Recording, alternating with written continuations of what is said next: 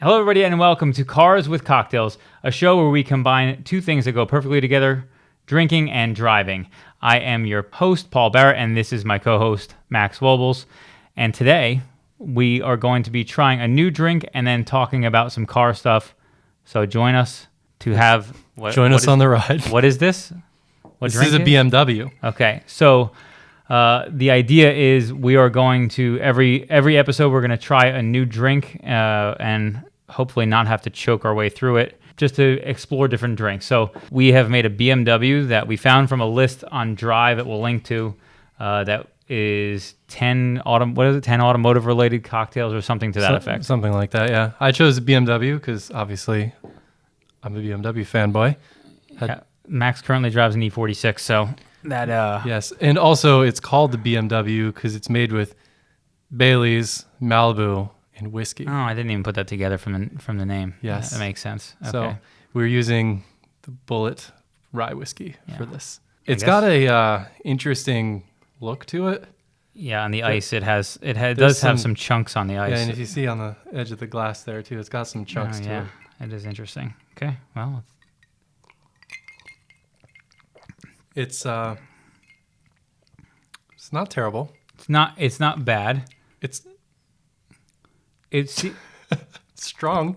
it is Since fairly it's strong. just pure alcohol. I feel like it's more like whiskey that's like mixed with milk. Yeah, like milked up whiskey. Because that's what it is. Which, to be fair, that's basically what it is. It is milky whiskey. Yeah. Yummy. I'll say, Gets me in the mood to not use my turn signal. yeah. Well, you already don't use your turn signal. It's the innate BMW gift. That's the requirement of driving a BMW. It's in the owner's manual. Yeah. I don't know if I would buy this again, I for sure would not have this or again. I don't know if I would actually pay money for this any more than I already did. But I don't think this would be a drink I would choose to have anywhere. But I'm also not generally a whiskey drinker. on the positive side, you probably can't go anywhere and say I want a BMW, and they'll have any idea what you're talking They'll about. have no idea. They'll be like, "Yeah, I do too. That's why I'm working." Well, let's get into our topics. I feel like I want to be more prepared next time, and I want to have like a notebook that I just jot down like. I was a few planning on bullet having more points. time to prepare last night, but last night went longer than I was expecting. Oh, well, were you guys working late in the race car? Mm-hmm. Yeah. I had transmissions taken apart. Oh, really? It's impressive when you can have like $50,000 worth of transmissions on one table. Was it a sequential one? You did take Two apart? of them, yeah. Well, Why? because one is houred out. It's It's ready for rebuild. yeah. Porsche says 20 hours on rebuilds on those, and we're at like 40. Usually people run them to 40-ish. We're like 44, 45. So we have to take it apart and change all the dogs, gears, and shim everything. Are you guys doing that now? Yes. Interesting. Yeah. Well, I thought the last you last sent out. rebuild. Well, the one that we sent out was the one that I broke. Right. That was a not cheap job. It was like 20 grand, right? No, it was like more like 30. Jesus. But yeah, so we were working on that, and then it turned out that it was assembled like mock assembled a little wrong, so we had to like take the gears off and flip them around. Like, Oh, I see. it wasn't really a big thing, but it was just something we had to do. So I saw on my way home yesterday something that actually made me think of this perfectly. Is there was I think it was a Honda of some kind, which I'd actually be curious to see if yours has it. Still, there's a whole thread on VW Vortex about people who forget to take off the stickers on their hatch that says "open trunk here." It's like a little arrow that points to the trunk button that sticks on there. And there's this thread that spans a couple years and is like 20 pages long of people just posting pictures of these cars that have these stickers still left on it. I saw one yesterday for the first time What ever. is it? Like an Accord? It was, I think it was a Pilot that I saw, but it's on like Accords, Pilots. It's on the trunk, the though? minivans. Yeah, it's like, you know, there's the Honda badge, and then there's like the chrome strip over like where like the license plate would go. Yeah. It's like a little black sticker that's right there, and it says like press to open. It's That like a little well, because arrow. they have the grab handle like push Yeah, because button it's up underneath. under it. Yeah, right. And there's a whole thread dedicated to that. I'm like, nobody leaves these things on. And I saw one yesterday, and it got me thinking about how like all these stupid things. Like the Camry dent. Well, there's the Camry dent. That's a separate thing. Maybe that's for another day. But I had I guess the protective plastic cover on the pedals on my GTI for like 3 years before I even knew that there was a cover on there, because it was like silver and they're supposed to be aluminum pedals. Right. I just thought that one was like dull, but you know, it's supposed to be PDI'd, which that sticker is also supposed to be PDI'd. It says, well, the detail people will take it off. Yeah. it says remove before delivery. Right. And some of them are actually pretty ridiculous. There's I think it's a Kia, maybe. I'd have to look. But it was a Kia that has like a sticker that's probably like this big. It's on the back window to tell you how to use the hands-free trunk opening, like where you kick your foot on it. Yeah. And all the directions, people are saying it's like, it's dance moves, because it's like kick your foot, don't move it side to side, and like, you know, do it quickly. And I can't believe I actually saw one, but that reminded me of the thing that all the VW people are mad about when they leave the spring packers The in shock there. spacers, yeah. And it's funny to think about the stuff that people forget in PDIs. Oh, I'm sure. Yeah. And that goes back to the whole thing with the stupid, and it's probably going to be divisive for anybody who actually listens to this, but the stupid charger, the the yellow lip protector things. So I saw a news article about those. I've seen a lot more recently. They're changing them. Oh, I think I saw that too. They're changing them to hot pink. Really? Yes. That's amazing. Away from There's yellow. no way people are going to keep them. I as think hot that's the idea, because they were talking to...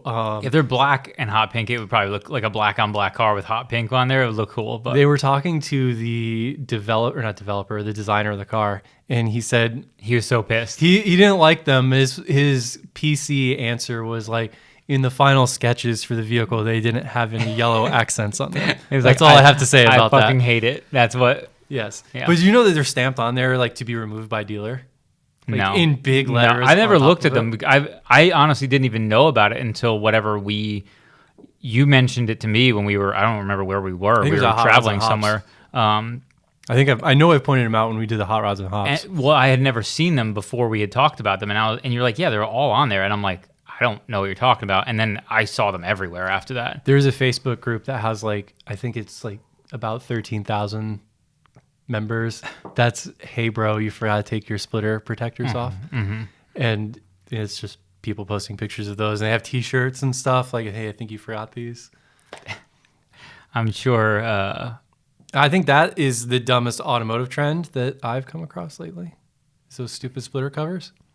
Lately might be fair. They apparently sell on eBay for like $85 for the pair. I'm sure people buy them. Yeah, and there was something in that thread that was, or not that thread, a different thread that was people talking about those. It was the one on the article about them changing them to pink. The guy said that when he bought his Charger and took them off, the dealer was like, you should keep those. They sell for a lot of money online. So I bet there's some porter that's working at a dealer that's taking these out of the trash and selling them on eBay and making decent money.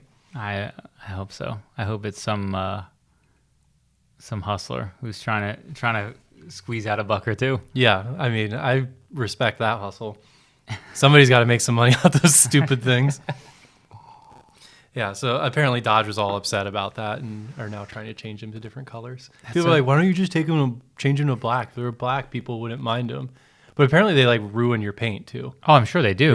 People because they just rub on it nonstop. It is down to like the bare plastic under the bumper. Like it's rubbed all of the paint off beneath them. Even the those, like, I don't know if you even saw them. I can't remember what cars had them. Obviously Volkswagen, but they had like those stick-on foam pieces that would go on bumper parts. Oh yeah. But they were just adhesive back. But you would figure eventually that thing, even if the adhesive is not doing a great job, eventually it'll rub on the paint and start to chafe the finish. I don't know. It's a very weird thing, and I don't try to understand the thing. There's one that, like, where I not usually, but oftentimes go to lunch. There's a Hellcat that parks out there, and he's got those stupid splitters on it. And his license plate is Hell, H3LL. It's like, take off those stupid yellow things.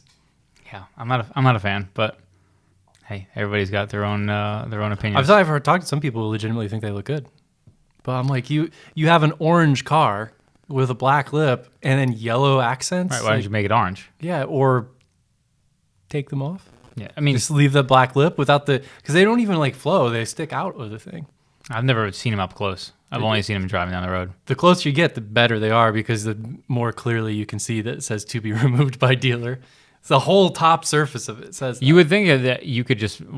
It's kind of shocking that nobody in the Dodge world has made an accessory part for that. You know what I mean? Like that's color matched or a few different colors. There probably are some out there. I mean, I've never looked into it. I bet there probably are some out there. They may. If someone's listening who knows about them, probably is like these. Do you know if your Honda has that sticker on the back of it? I'm almost positive it doesn't. I don't. It's too old now.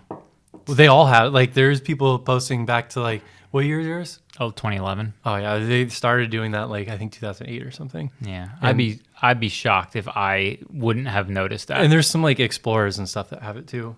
A lot of the ones that people posted that were not Hondas, because Honda seems to be the worst about it, is like rental cars, like which I think actually makes sense to leave them on a rental car. Yeah. Like I wouldn't even be mad about it, but like on a Honda, it's like. Yeah, no, on a rental car, actually you should leave it on because most people don't know how to operate it. It's a new person every time. So when I was taking, might be helpful. When I took my wheels and tires for the BMW to Discount Tire, I took the All-Track. And, you got the VW latch to open that. Yeah. I was like, oh, the tires are in the trunk. He's like, oh, you don't need to run out there because it's raining. Like, you just give me the key. I was like, okay. And he goes out there. He's like, your latches must be like broken or something. I was like, what? Oh, because he's trying to pop it. He's trying to open the trunk, like grab it like under where the license plate lights are, and he couldn't find a button. And I was like, walked out there. I was like, you should do it with the emblem. And he's like, oh, whoa. I've never seen anything like that before. Yeah. I mean, are there other manufacturers who do the emblem? I don't think there are.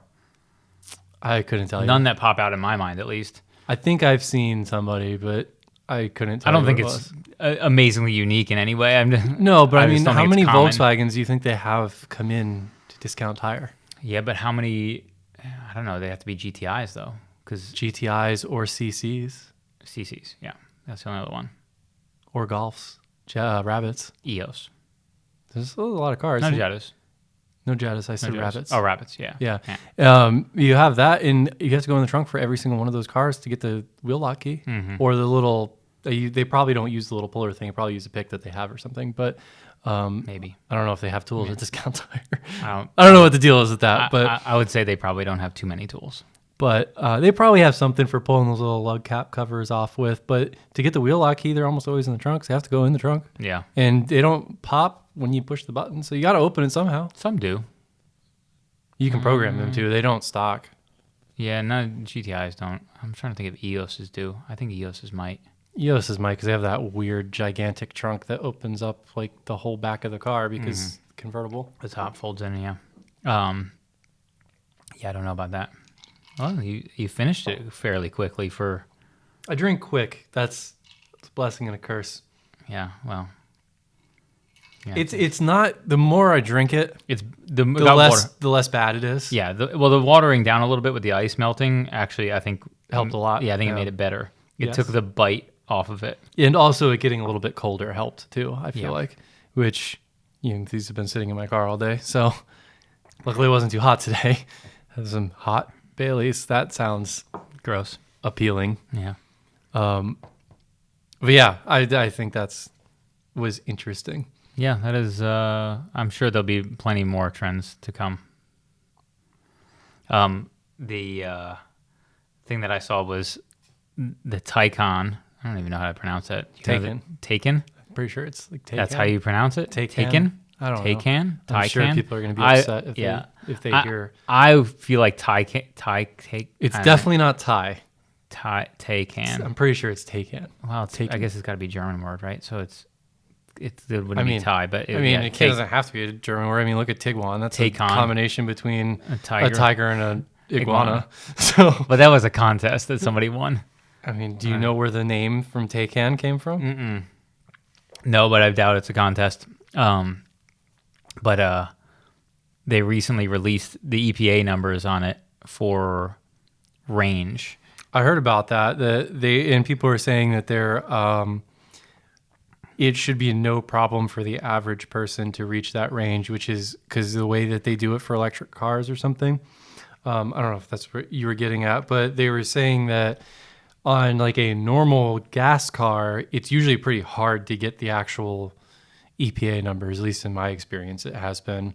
Like your car's rated at 35 mpg, I usually get like 28, and it's like, But they're saying that the Taycan, I think it's like a 201 mile range or something is what they have it rated 201 is what the EPA rated it at. The range from Porsche was, I think the original range they said was going to be about 300. Now, I think that was the original projection before it was even a vehicle that existed yet in real production. Well, I was listening to Smoking Tire, and they had driven one up in the canyons of California, and they said it started with like a full tank. It said it had like 200-mile range, and they did 100 miles in the canyons, like beating the crap out of it, and it still said it had a 100-mile range.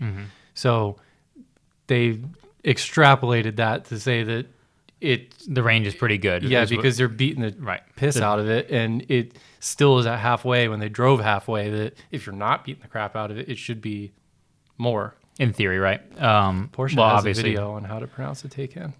All right, let's hear it. This sounds like a long intro. It's an 18-second video. Taycan. Okay, it's from Porsche. That's from Official. Porsche Official. That's their video. That's a weird video. You either like, here's how you pronounce it. That's what it's called. How to pronounce Taycan. Yeah, but like no intro, no nothing. Just like Taycan, awkward, weird music. Well, Taycan. It's got some visuals. I'm fancy sure. B-roll. I'm sure it's visuals. Yes. Volkswagen needed that for the Touareg. Mm-hmm. I mean, I don't know what that was like when you were working in the dealer when that was a new car. I bet they're probably no idea what to say that thing as. Yeah. Well, it's a weird spelling. Nobody knows how to spell it either. Yeah. Yeah. That. Yeah. So the range was somewhere around 300. That is what they quoted. But what essentially they talked about was a couple things. One, Porsche walls off their batteries. Obviously, I'm sure you know, but for anybody who's listening, battery ranges are limited, or the most optimal use of battery to promote longevity is to use them within a range. I've always heard between 20 and 80 is what I've always heard, is not to charge them to 100%. Percentage-wise? Yeah, percentage-wise. But what I've heard is that they wall off 12% right off the bat on the top side, so that on the top side, so that already changes what the kilowatt hour rating of the battery is now 12% less, and then on top of that you have these other issues, and it became real world testing. So they talked about the EPA test required either one of two things. You could either do 2 tests of optimal conditions for like highway and city driving, and get your range, and then you have to have a factoring in for like temperature variation and blah, blah, blah, and all that stuff. And then they give you, there's also like the thing that gives you the gasoline equivalent of your MPG, that's a different factor. That's a weird thing too. I don't know anything about that, but I know that exists. But they also have another test that you can do, but it's like a 5 variation that includes like temperature variation tests and all kinds of other things, because obviously electric cars have variable conditions because cold affects their ability to perform, so they have to maintain temperature and all that stuff. So because Porsche opted to do the 2-1, it gets a factoring of 0.7 off the bat. So you take whatever your range is of the real world ones and you multiply it by 0.7, and that's what your number is. So you automatically lose 30% roughly right off the top. Yeah, I had heard something about that. I didn't really look too far into that because that's a super expensive car that doesn't really have any sort of appeal to me. B, I don't really care too much about electric cars. But I know the other thing about that car that people were flipping out about, which I do agree with, is that they named their top end model the Turbo S. And everyone's so butthurt about that. How do you have a turbo on an electric car? Who cares? It's a branding thing. It is a branding thing. I get that. That's Porsche's top end is Turbo S. I feel like it's so nitpicky. People Everybody's are like, Porsche doesn't know what turbo means. yeah, it's like, oh yeah, Porsche doesn't know what turbo means. That's right. No, it's the people who buy Porsches who don't know what turbo means. Yeah, I just thought that was funny that people were upset about that because it is kind of silly. I mean, I feel like I mean- it is silly. I feel like newsflash for anybody who's pissed that turbo is being used in the branding is probably about at minimum half of the people who buy Porsches turbos have no idea what turbos do, or They just know that electric the turbo car. is fast. Yes, they know turbos are fast. Turbo means go. Yes, and that's fine to me. I it's a little weird, but who cares? It is a little weird, and it just gives something to poke fun at Porsche for. Yeah. But they said one of the things they talked about was the idea of range relative. So obviously that makes people question, especially all the Tesla lovers who compare any electric to any Because Tesla. on paper, the Tesla looks way better. Right. Apparently, the Porsche is much faster than a Tesla, the Model S, but the range still isn't anywhere close. And I think a lot of it has to do with a lot of things around longevity, things that manufacturers, people like the bigger manufacturers, who they're very worried about reliability, sustainability, and all that stuff. And Tesla makes choices that don't reflect that necessarily. Actually, so the Turbo S, just search this here, they have the Turbo S rating at 192 miles, so it's even less. Yes, the Turbo S had even less mileage. Yeah, correct. Which I don't even know. I don't know much about those models in the way that they necessarily are different, other than probably battery and motor output. But they also have gearing. I don't know if you knew that. Yeah, they have like a transmission with theirs, which is also it's like a 2-speed transmission, I think. People were upset about that too, compared to how Tesla does it, which is just a direct drive. That Porsche is just doing it to be like complicated. Yeah, I think I obviously that's not true, but maybe you could say, and obviously because we're in the German car industry, we recognize that German cars often. Do you know what the power output on those cars is? Like 750 horsepower, I think. I didn't realize they were that ridiculous. They're insanely fast. That's for the Turbo S, and Yeah. the regular Turbo is 670 horsepower. Yeah, they're going to be fast. That's impressive. They're going to be real fast. So Porsche says that their testing got it to 278 miles. yes, well, and that's why I saw a thing saying that they're looking to have it retested by a third party, I think is what they said. So who knows if that number ends up coming out differently. I assume it probably will, and the conditions probably vary under the testing, and so that all could change the entire thing. But I thought the entire thing was interesting. Now, there is a legitimacy to the idea that it still has, even at their highest estimation, it still has probably 100 miles less of range than a Model S. Well, that's what they were saying. The Model S with the long range, according to this Car and Driver article, says it's at 373 miles, which is almost double. Right. But when they tested it, EPA said it should do 335 miles for the combined rating, and they did it at a 75 mile per hour highway test and only did 270 miles. Okay. Compared to Porsche's testing internally, they did 275 miles for the turbo. So it's the same as the Tesla Model S, but rated wildly differently. Right. Yeah. So that whole electric car stuff, I mean, I think they're probably going to need to revamp their tests a little bit to get the range kind of in line with everything. It seems like there's a lot of variables with the factors that they do to rate it and multiplication things and all that stuff. Well, I think right now it's really crude, and as we get into with internal combustion engines, I think they have it worked out pretty well, but with EV stuff, I don't think they've really worked out all the details yet. And the fact that I don't know if I'm sure you know, because you usually are fairly well read, more than I would be if I hadn't looked into anything, is to keep a battery in range, they need to run the motor to keep everything warm when it's cold out. So if you don't have that, if you have that running, it's cold out. You have to have everything constantly running to keep everything going, which decreases range. Yeah, I actually don't have any concept of how that stuff works. I mean, obviously using it generates power, but I don't know what it's like. If it's the type of thing that you leave it sit outside for a week and it's fully charged, but it's 30 degrees and it shows it at 90% because it's so cold, and as it warms up, it goes up. I don't really know. So my understanding is, I think I read something that they have like a coolant pump that like heats it up to keep it at like an operating temperature. They do have coolant pump. Well, all of them have different setups, but they all have some sort of, in that circumstance, I believe, and I'm not sure exactly how it works, is that they have the batteries at a constant running cycle to keep them warm. So they never actually shut off per se. So if you left a car like that in the cold for an extended period of time, it would probably be stone dead, would be my guess. I don't know.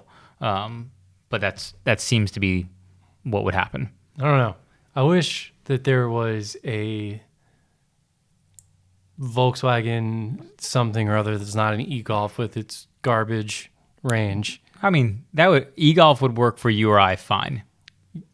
Mostly. Yeah. You're not going to be able to take road trips. You have 4 cars. Well, I don't want to drive any of the BMW I would drive long range, but yeah, obviously you're not going to. None of the other ones I would want to drive. I have 3 cars, not 4. It's fair. Yeah, and one of them is not street legal.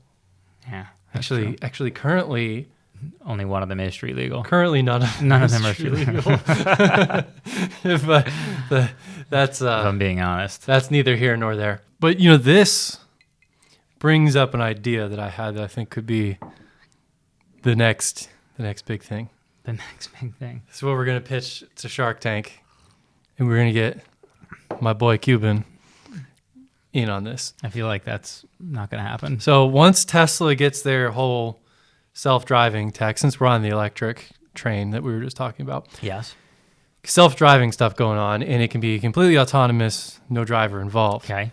We get a truck, like a box truck, like maybe a UPS truck size, and it's self-driving. You can order it up and have it come to you, and it has a automated robotic bartender in the back, so you can order up a drink, and it arrives to you, spits it out, and then it goes on to the next person.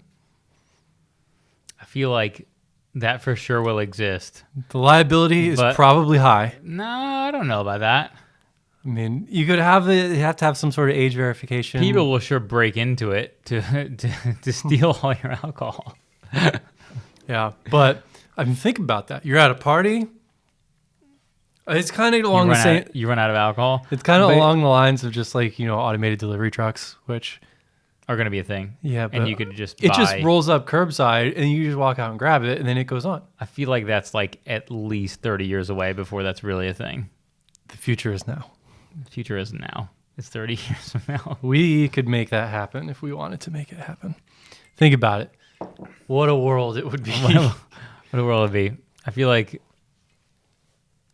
Or you could also branch that off. It's a little bit more complicated, but in the food, and like you do easy things like sandwiches where it can slice some fresh meat and then for sure plop it onto a thing. Packaged bullshit that you buy. Oh no, you don't do packaged bullshit because you can charge a premium by having it clear on the sides and the robotic arms moving around. Food trucks might be actually more legit when autonomous stuff comes, because you could actually be making food in transit to your place and then have like a bunch of stuff ready and prepared, sell them, and then continue to move to a new place. Yeah. Maybe just we go low tech and we just do mobile bar. I mean, you could, I'm sure those probably exist. What about the bicycles that are in Savannah? You like the little square bicycles. Yeah. I don't really love those. I'm not a huge fan of physical activity. Of working while you're drinking, and paying for it. Especially imagine drinking Baileys and working out. It's not ideal. That sounds like a terrible time. It's like, it brings to mind Ron Burgundy drinking the milk on the hot day in Anchorman. I feel like that would be a bad idea. Yeah, I mean, there's a million businesses I think that are going to exist around autonomous stuff. Or if you don't want to go alcoholic, think Man, I'm at work. It's I could 5 really p.m. get high right now. Get That's some weed. that's going to be a little ways away before we get marijuana delivery. But more realistically, I'm at work. It's 5 o'clock. I got a lot of work to do. I'm really tired. I want a coffee. Little truck screeches up, pours you a nice little hot, fresh brewed coffee. Oh, for sure, Starbucks has got to be working on that already, legitimately. Yeah, well, they got to call me. I got to license that to them. I don't think that's not the way that works. That's not the way ideas work at all. I mean, It you could should be. patent it. And I don't think that's bad. You get a provisional. I'm not a patent lawyer, but I feel like A provisional, what is it, usage patent? No, I don't know. I don't know the words. I have words. I have the best words. Yeah, the automation. I actually am always curious about the idea that automation people project that basically no one's going to own cars anymore.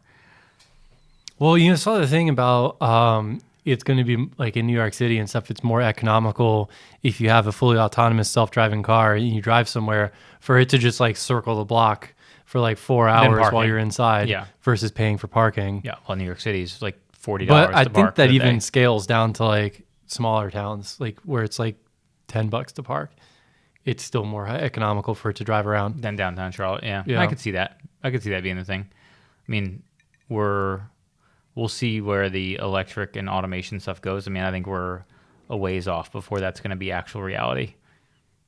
Who knows? Some of that stuff, you surprised how quickly it gets here. I don't think that's going to be anything like that. There's too many liabilities. Electric is one thing, although I think most of the futurist people overestimate the likelihood that electric cars are going to take over market share so quickly that it's going to eat up all of the market. I would be shocked if it probably ever made it above 50% until battery tech changes. Yeah, well, you never know. It just takes one breakthrough for that to happen. Because, I mean, that's the biggest thing. Although, I think the biggest thing that people are concerned about with range is stupid because you're not...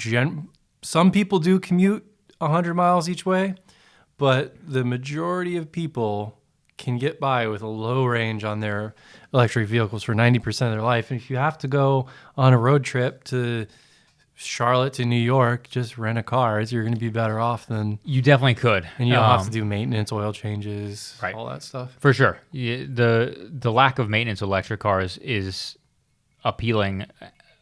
And I don't think most of the market recognizes how simple they are and how relative it's going to be for maintenance and repair and stuff like And that. they don't even really use brakes either because they have regen braking for most of it. So there's a lot of drag on it. It's just when they do brake, it's going to be expensive. Yeah, well, I think the future with EVs is probably lease for most people. Yeah. You lease it for a couple of years, you get a new one, you don't have to worry about your batteries degrading. Yeah. I mean, well, the long-term future, there's a lot of talk about cars getting... Car sharing and all that Car stuff, sharing, yeah. right. Well, and I heard something like Elon Musk saying, I don't know if it was him that said it or not, but something like cars will in the future will cost exponentially more because they'll be working for you while you're not using them. I could see that. Which I could see that being a thing where it's like, okay, you own a car. Like, I'm going to work right now. I'm going to be here for 6 hours. My Right. car's going to be out Ubering. Correct. Like, and you just get a passive income from that. That would be kind of cool. Correct. And that's why it'll become more of an asset. I don't as know if I opposed would to really want people in my car unattended. strangers eating fucking Cheetos and shit, wiping their Cheeto ass hands all over your seats. So was it? Oh, it was you that we were in. Where is it? Kentucky, when we had that Chrysler with the white leather. I was like, whoa, bold move. Yeah, that was actually pretty wild. It was a Chrysler 300. It was like some special edition. Yeah, it was like new 300, and it was that really short one with seat like all the way forward. I remember. It's like She had leather. White leather seats. That was a pretty bold claim to be Ubering around with a brand new car with white leather. But Like, oh, we just traipsed through the mud. Sorry about that. I slipped in that muddy hill. it seems like a weird choice. But hey, everybody wants to get paid. You gotta respect the hustle. Yeah, that is certainly an interesting thing. It is. I don't know, the Uber thing or Lyft, whatever. I could see that being a thing if you were like at work and wanted your car to do it for you, but I don't know how that would work because they're going to have their own fleet of self-driving cars. Oh, for sure they will, but you won't. The difference is, I think what will happen is there will be like a third party that just creates like an eBay of ride sharing, as opposed to Uber and Lyft are going to be the main players that have their own cars that What run if around. we just do this now with our current cars and we just hire somebody who works call for a a limo minimum service for minimum wage to drive your car? That seems like a terrible idea. You hire somebody minimum wage to drive your like shitbox Camry. I'd rather a robot who will might crash drive my car than someone who just some random stranger. You gotta respect the hustle, man. That's what I'm saying. That's my whole spiel. Yeah. You just get some kid out of high school who wants to make some money. You give him $7.25 an hour or whatever the minimum wage is. He drives around all day, picks you back up at the end of the day. You send him on his happy little way. I feel like that kid just wants money. He doesn't want to actually work for money, so he's gonna do whatever he can to try to avoid Maybe the work part. Maybe it's a horrible idea. I think there is like a 1% chance that it's not horrible. Okay, that's a fair estimation. There's 1% chance of you finding somebody that I think if you go you could find if you somebody. go the immigrant route, you could find somebody who really wants to work hard. Yep. But you're probably still not going to get them for minimum wage. You might. You probably have to split your profits with them. Yeah, you probably Which would. probably isn't going to pay for the wear and tear. Yeah, it is. It likely won't. I mean, I know that's the thing with a lot of Uber people is they eventually start to recognize that the amount of wear and tear they're putting on their car isn't really a good ROI for what they're using with their gas and everything else. I think we were in Vegas. It was me and Nathan in the car, and we were talking to the not Uber driver, cab driver, and he said he drives for Uber too, but that the Uber is so much worse because he has to pay for the oil changes and he puts so many miles on his car. I think he said that one of his friends who was doing full-time Uber was doing like 50 or 60,000 miles a year. Which is Sounds about right. That's a lot. I mean, to mention like, imagine you buy a new car, you put 60,000 miles on it. It's garbage. You have a 2020 car, you put 60,000 miles on it in 2021, it's worth zero. Not zero. I would say it's worth 25% of what it was. Yeah. And that might as well be zero when you owe 75% of it. Oh, yeah. Still. It'll outpace if you're having a normal loan on it. It needs to be treated like a business, not a normal car loan, which is why you need to pay it off like an asset that's going to depreciate quickly. Yeah. But I don't know. Most people don't treat it that way.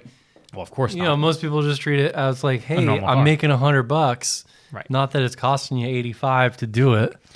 Yeah, I think Uber's gotten away with the idea. Uber and Lyft, the idea that you're doing this thing to make extra money, and oftentimes I think people do. It's just if they really were able to string along their hourly rate plus depreciation of their car as an asset, plus all the other expenses related to that it may not pencil that to be that good. My dad was all excited to do Uber when he got a new car. And he's your dad? Yeah, he was like, oh man, I'm going to do this. It's going to be awesome. I have all this free time. I'm going to Uber. I like talking to people. Like, it's going to be great. And he bought an F-150 and they don't allow trucks. He's like, that's weird. They don't even let me do it. That, first of all, your dad makes a good living from my understanding, which is kind of funny that he would want to Uber. Yes. He's like, I like talking to people. I mean, it's a great time to meet random people. My dad actually likes talking to strangers more than me. So the fact that he actually would probably be pretty good at Uber too. I think that's just what dads do. They talk I'm to strangers. sure you like talking to strangers more than your kids do. I don't. When I say talking to, what I meant was he likes talking to strangers more than he likes talking to me. That's what I meant. Oh. I could see that. You misinterpreted. Yeah. Your dad is a very friendly fellow. Because talking to me isn't very appealing, apparently. Well, because you don't want to talk about the things that he wants to talk about. Maybe that's true. But yeah, he already knows everything you had to say. Yeah, maybe that's true. I just think that the Uber thing is just so That's a whole other box of worms. it's seriously a weird thing that around cars than whatever. I think car people. Have you ever done what's the thing where you rent your car?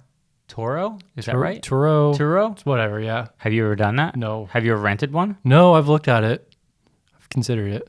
It seems like I've looked when I was like, okay, I want to take my dirt bike out to like the trails or whatnot. I don't have a truck. Yeah. And I was like, oh, I could rent a truck on Turo for like $30 for the full day. And it gives me like, I think it was like 300 miles or something is included in it. That's still plenty. Yeah. And I was like, I could do that. But then I was like, I mean, the U-Haul is like $20, but then you have to pay per mileage. So like it's a little different. I don't know. Couldn't you just drive it in the back or no? You just throw it in the bed. Yeah, which I mean, the U-Haul rents pickup trucks too. Oh, I see. You're talking about renting a pickup truck from U-Haul directly. Yeah, I thought you were talking about renting a trailer from U-Haul. No. But and then like if you rent the truck from Turo, you could presumably tow something with it. I don't think they have any rules against that. I don't think so. No. Whereas U-Haul does, they lock the hitches. The hitch. Yeah. They put a pin lock in there, so you can't put your own thing in there. And then you have to get like the commercial one or like the bigger trucks if you want to get a hitch. Yeah. It's like when we rented the stuff to go down south, we had to get from Enterprise Truck, even though Enterprise regular rents trucks, those ones don't have hitches because they don't want people towing with their regular trucks, which makes sense. The general population should not be towing anything ever. Probably, yeah. That's probably true. I'm sure there are tons of people like, we'll figure it out. And like, yeah, you'll figure it out when you jackknife that thing. Right. Like, I don't know about you, but most people that I've met have no business being behind the wheel, let alone behind the wheel of a trailer. So I can say, we've talked about in the past my first towing experience. My first towing experience was probably a non-ideal one. Mine too. That's the best way to get started. Trial by fire. There's no motivation like death that could possibly motivate you to learn. Yeah, you had what was it you were talking about? It was like F-150 or something? It was like a Strippo F-250, I think. Oh man, you had it made. But it did not have enough power for what I was pulling.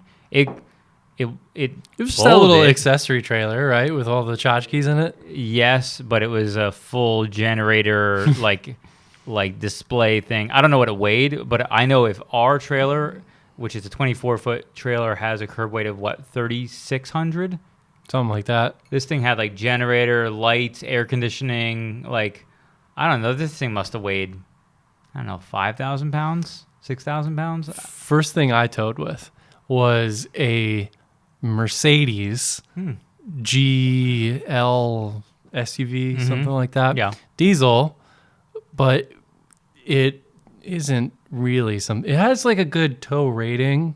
Yeah. But that's quote emphasis on the finger quotes there because like we also had 4 people in it and it was squatty. It was like dragging the bumper on the ground. Well, the Touareg's probably going to be like that, I would assume. We were towing with we towed an A4 down to...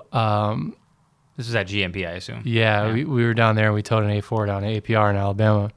And the A4, is very front heavy because everything's all on the front of the axle and everything, quattro. And it was on a aluminum trailer, which was actually really nice, but the car was just so heavy that it was all squatted down.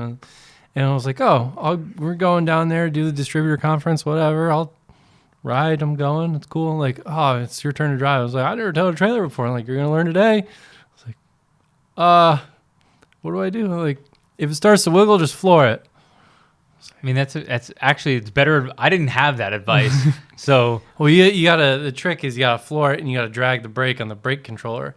If I had a brake controller. I didn't have a brake controller. Which I didn't have a brake controller either. So towing a full car with no brakes is also great.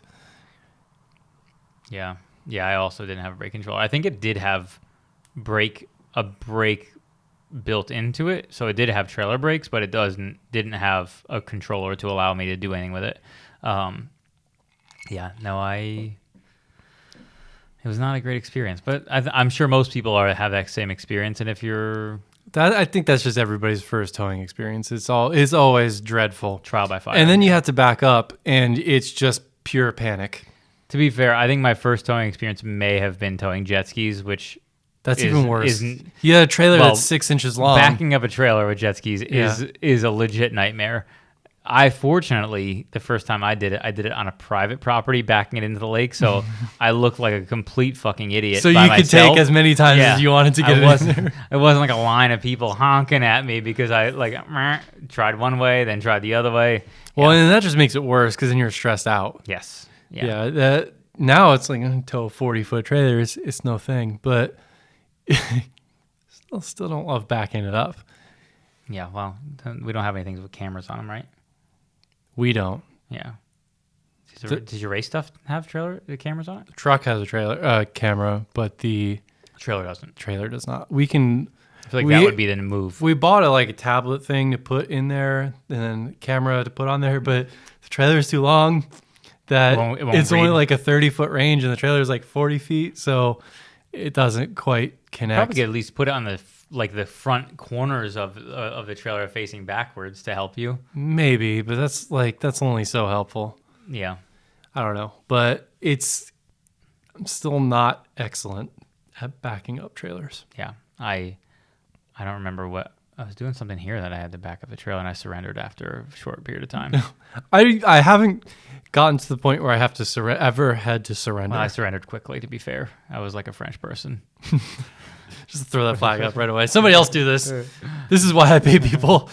Park this trailer for me. Yeah. I can't say I tried that hard. Yeah, well, I don't know. I've not had the experience where it's really been a problem.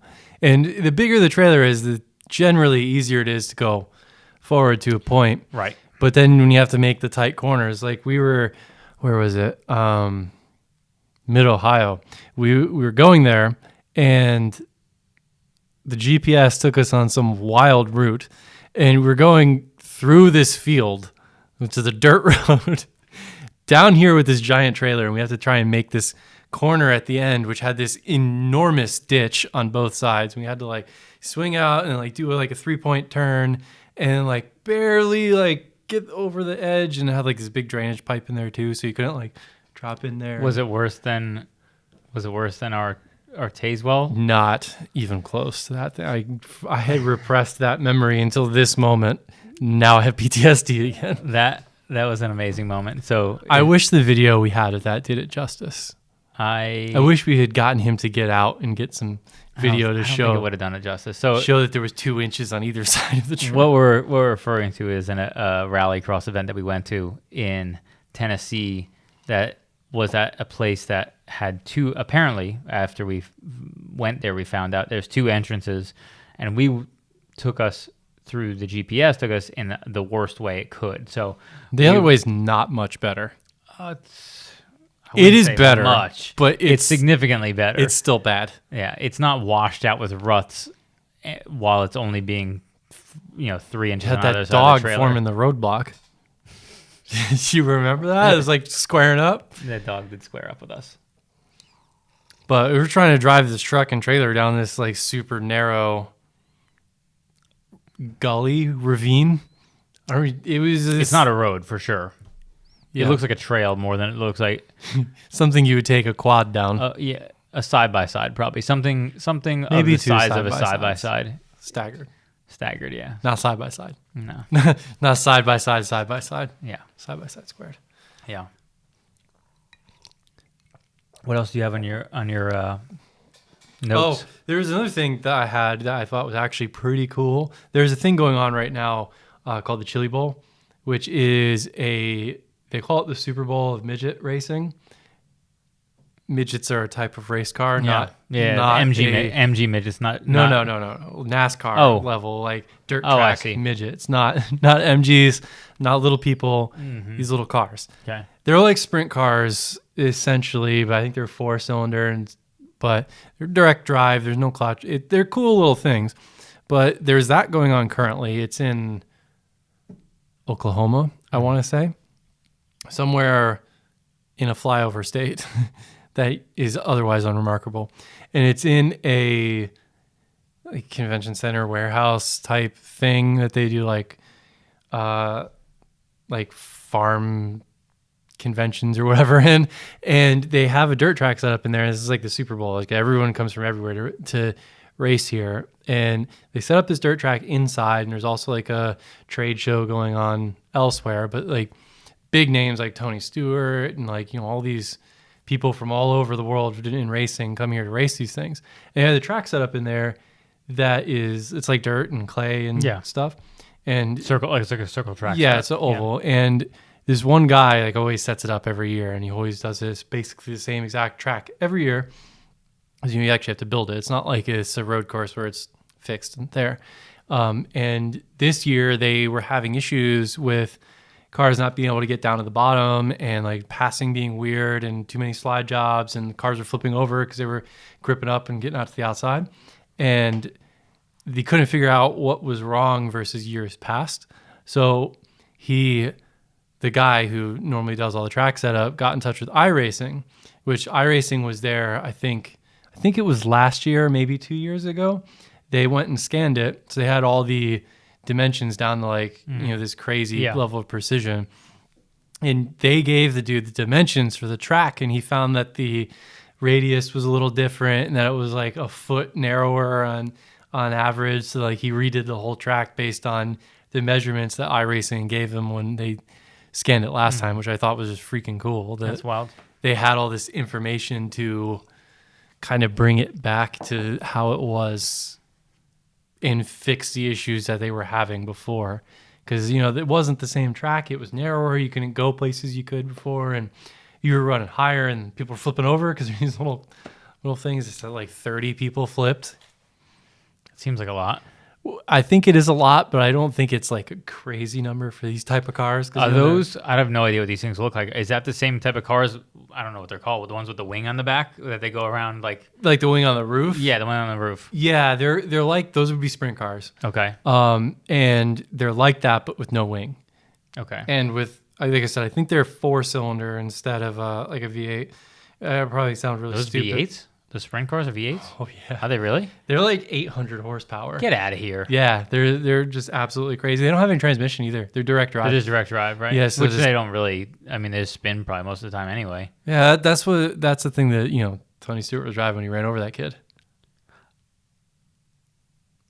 Actually, yeah, when he was on, because the kid came on the track. He ran out. Yeah, he ran out on the track. People were saying that he was purposely ran him over or something. And he and he was like, oh, they don't turn. Well, they basically steer by spinning the rear wheels. Right, because they also don't have a differential. Right. They're just a locked axle and it's direct drive. Yeah. Do they even have brakes? They have brakes, but they're not great. And I mean, I'm sure it's not the primary focus of how you even operate it. They probably only exist just for safety purposes. Yeah. So that's what like the Midget looks like. Okay. So they're pretty much like a sprint car. Yeah. But they're a little bit smaller, lighter, more powerful, blah, blah, blah. But it's pretty wild. Those things, they also like the non-winged sprint cars, which look exactly like that, but have the V8s in them. They'll come out of the corner. When they grip up, they'll like wheelie out of the corner. Like down is that the why they put the wings on them? That's part of it. Yeah, you get more grip with the wing. Interesting. When you said everyone comes, I was like, is it really everyone? It's like everyone. There's like, I mean, if Tony Stewart's obviously there, in that world, people, it's everyone. People in the world of racing. Yeah, they say they have people fly from literally like all over the world. It's pretty wild. Like I have a couple of friends that are there right now, and like you see them post their stories on Instagram, Snapchat, whatever. And there's a lot of stuff inside there. Like because it's all indoors and not like the whole thing's indoors. Warehouse, yeah. The place must be huge. It is pretty big, but they must bring in a shitload of dirt to make that happen. Well, I guess I was looking at it to try and have an idea to not sound like a complete idiot when I talked about it. Was that it used to be outside, and they used the clay from outside they brought it inside to put it inside. Right. But yeah, which I guess if that's all they use it for, then it's probably not a huge deal. They probably don't take it in and out every time. Yeah, they it's pretty big. Let's see if I can find anything. But yeah, you can see there's like haulers and stuff in the back there. So like Obviously, that's not Big enough to have haulers in there. It's not a super great photo, but It is not a great photo. Shame on whoever took that's the picture. the It stands and everything, so it's it's set up to be like an actual track, and be so loud in there. oh, I'm sure it is. It's probably awesome. I considered taking my kids to the Monster Jam last weekend. I wanted to go to that.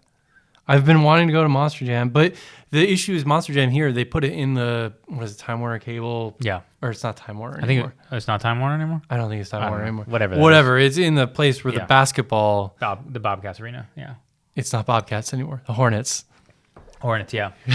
My God. We're so out of it. Yeah. But clearly we don't follow. I've actually been to a Hornets game. I've been to a Hornets embarrassing game once. that I said Also. Bobcats. I've also been to the Checkers, which they Checkers also play cool, there. yeah. They play there. Checkers play there now too? Same place, yeah. They don't play in... I went to Checkers when they were in... Bojangles Arena, yeah. No, I don't know if they still play in Bojangles, but I've been to them when they're at the Hornets place, and that's where they do the monster trucks, and it's this tiny little place. They're like... Rah, yeah, that actually isn't very big. No, it's tiny, and they have to like block off some of the stands in case they get out of control and drive right, and end up driving up the stands, and run over everybody over. But I've been to monster truck shows that were bigger places before, and they were. I feel like you need a football stadium. Yeah, you had that thing at the Panthers Stadium. That thing would be wild. Yeah, but they don't have it there. Well, because it would ruin the grass, and it's it's during football season. You put dirt down on top of it. Yeah, you'd probably have to do it during the off season. Yeah, and it's probably too much money to run it there. Right. But I want to go to a place like you do the freestyles and they do it in like the big stadiums and it's awesome. They spin around, they do backflips and stuff. The monster trucks I found in this, it's been many, many years since I've been to one, aren't that loud to like go to. You know, obviously you still want to get like headphones for your kids or whatnot, but so you go to the drag racing, that's when it's loud. The 4 wide, yeah. Mm-hmm. Even 2 wide. It's the Top Fuel stuff is ungodly loud. Yeah, your eyeballs vibrate in your head. You can't even see straight when they're going. I used to be able to hear them from my old house, which was many, many miles away. Okay, that's our time for today. Check us out next time. We are going to be doing this weekly, or at least that's the plan at this point. Hopefully we can stick with that. But definitely want to know what you guys think about this, what you like, what you didn't like, maybe something you want us to talk about. You can hit us up on Instagram, Cars with Cocktails, or you can send us an email, carswithcocktails@gmail.com. Hit us up, let you know what you guys think. We look forward to hearing from you. And if not, we'll see you next week. Bye.